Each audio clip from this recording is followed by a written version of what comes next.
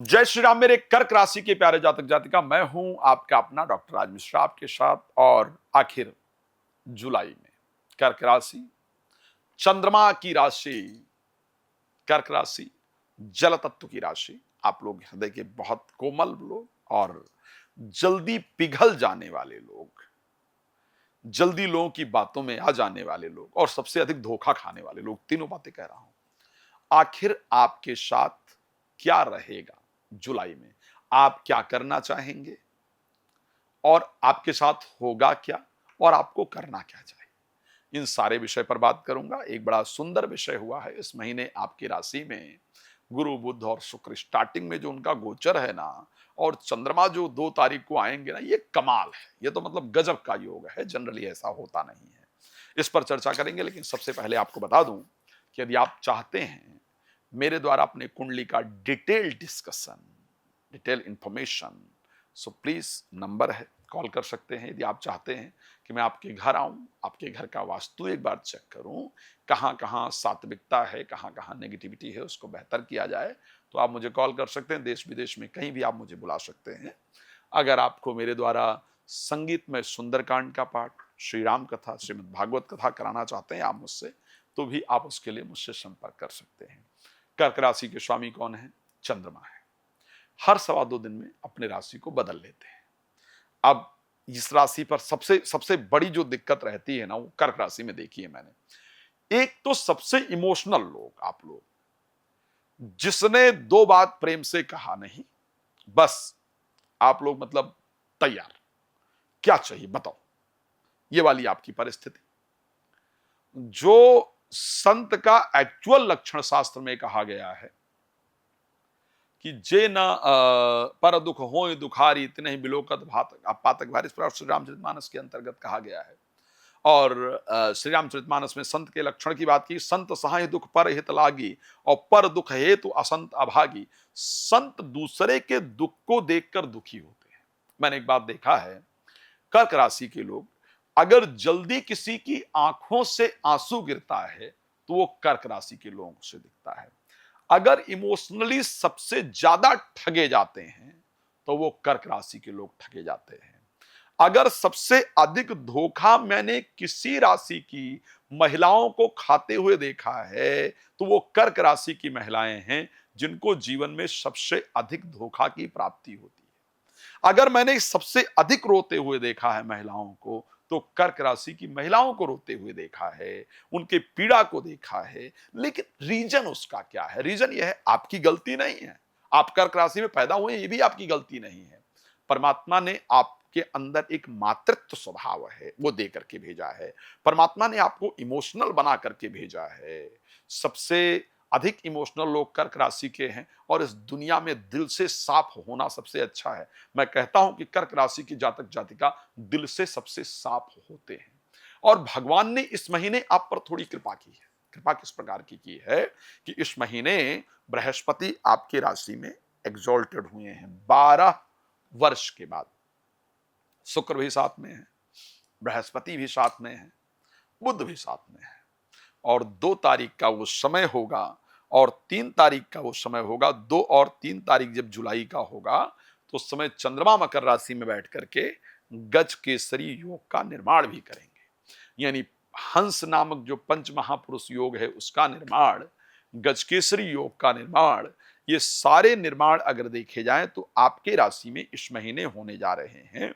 मैं ये जरूर कह सकता हूं कि इस महीने जो आपकी चिंता रहेगी, मैं बहुत क्लियर कर रहा हूं, जब आप ये वीडियो देख भी रहे हैं तब की भी बात कर रहा हूं और वैसे भी बात कर रहा हूं, आपको आपके स्वास्थ्य को लेकर के सबसे अधिक चिंता रहती है। आपको आपका जो इमोशनल सपोर्ट नहीं मिल रहा है, उसकी चिंता सबसे अधिक आपके मन में रहती है कि मुझे इमोशनल सपोर्ट कहीं से नहीं प्राप्त हो रहा है। मैं एक बात मैं बहुत क्लियरिटी से कह सकता हूं, कर्क राशि के जातक जातिका को मैंने जीवन में महीने में एक बार इस प्रकार का विचार आते हुए देखा है कि आखिर मुझे भगवान ने पैदा ही क्यों किया? मुझे तो ये जिंदगी चाहिए ही नहीं, मुझे तो मर ही जाना चाहिए। मैंने अधिकतम इस विषय को देखा है। मोस्ट ऑफ वन को मैंने इस विषय को लेकर के विचार करते हुए देखा है। इस महीने में आपके स्वास्थ्य के लिए आपको बेहतर वरदान बृहस्पति का मिला है, आपकी राशि में है। आपकी राशि में होने के कारण उनकी कृपा से आपका स्वास्थ्य बेहतर होगा। इस महीने में बृहस्पति के आपकी राशि में आने से, शुक्र और बुध साथ में होने से, जो आपके रुके हुए काम हैं, जो रुकी हुई डील इत्यादि है, उसको आप पूरी कर पाएंगे।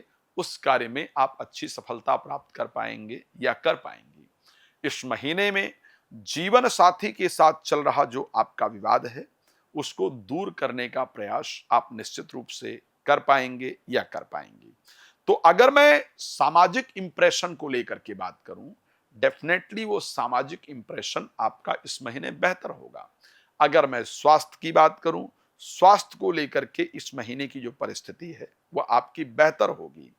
एक ही चीज है जिसको आपको विशेष ध्यान रखना है। एक तो शेयर मार्केट, लॉटरी, सट्टा इत्यादि से यदि आप पैसा कमाना चाहते हैं, that is good for you. Please try in that area, okay. वहां पर आपको ट्राई करना चाहिए, but please very careful about investing your money.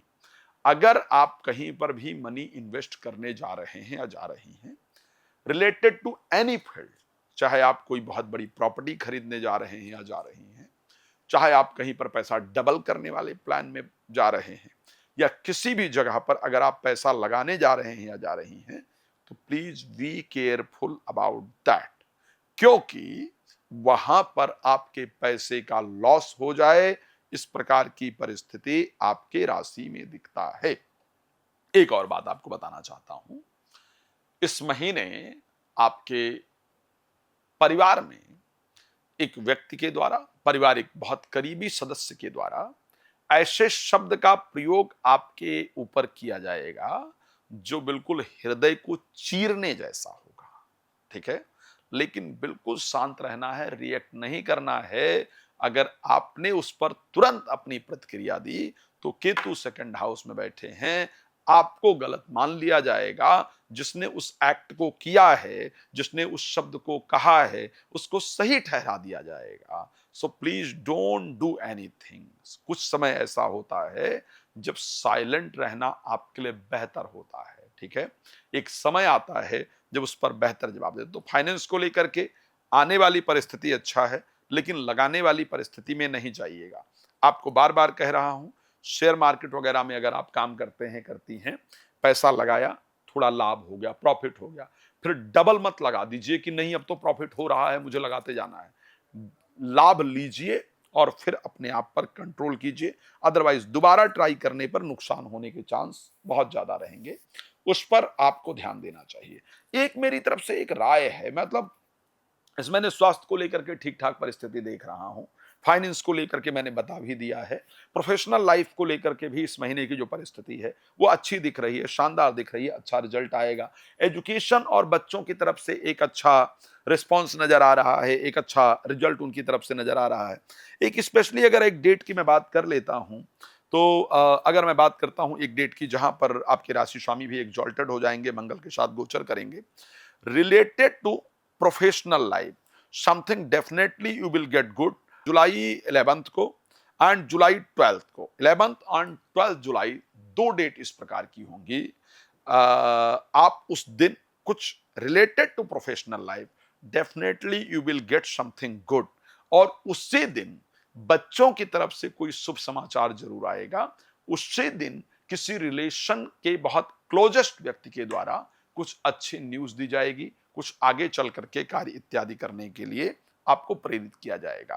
Please, ये सारी चीजें हैं, मुझे पता है कि अभी आपको बहुत कुछ जानना है, लेकिन मैं क्या करूं, समय बहुत इंपॉर्टेंट होता है और समय बहुत ज्यादा देता नहीं है अधिकार की हम और आगे तक जाएं। मैं आपसे रिक्वेस्ट करूंगा, नंबर है, आप मुझे कॉल कर लीजिए। अपने बारे में जो भी जानकारी प्राप्त करना चाहते हैं, चाहती हैं, आप उसको प्राप्त कर सकते हैं।